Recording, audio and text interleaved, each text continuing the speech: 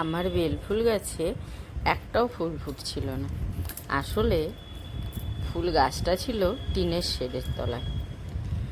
তারপরে আমি প্রথমে গাছটাকে ছাদে রৌদ্রে রাখলাম এবং গাছের বেশ হার্ড প্রুনিং করে দিলাম।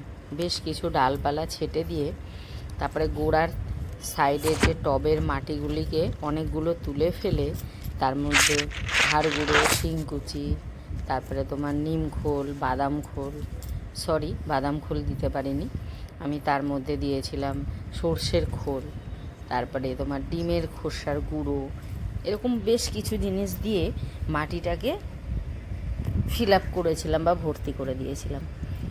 দিয়ে তারপরে রেখে দিতে বেশ কিছুদিন পরে দেখলাম আমার বেলফুল গাছে প্রচণ্ড পরিমাণে কুঁড়িতে ভর্তি হয়ে গেছে এবং এখন দেখছি ডেলি বেশ অনেকটা সুন্দর করেই বেলফুল পাচ্ছি।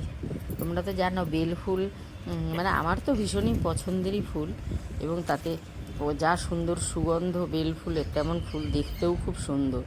আমি এটা থেকে এটা বুঝলাম যে কোনো ফুল গাছই করতে গেলে কিন্তু পুরো প্রধান এসেন্সিয়াল জিনিস হচ্ছে রৌদ্র ছাড়া কিন্তু তুমি যতই পরিচর্যা করো গাছে কিন্তু ফুল ফোটে না।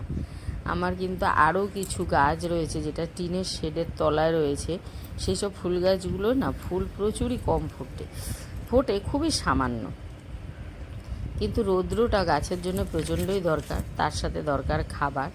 আবার খাবার দেওয়ার জন্য আমি যে পুরনো মাটিগুলিকে ফেলে তারপরে নতুন সার দিয়ে তারপরে গাছটাকে পরিচর্যা করেছি। আজ তাই তোমাদের কাছে শেয়ার করলাম যে কেমনভাবে একটা গাছ যাতে কোনো ফুল ফলই হচ্ছিল না তাকে পরিচর্যা করে পুরো ফুল ফলে ভর্তি করে দিলাম।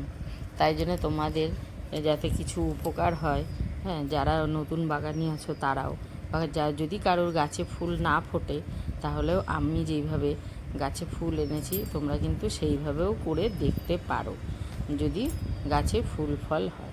এবং এই পদ্ধতিটা কিন্তু খুবই সহজ পদ্ধতি।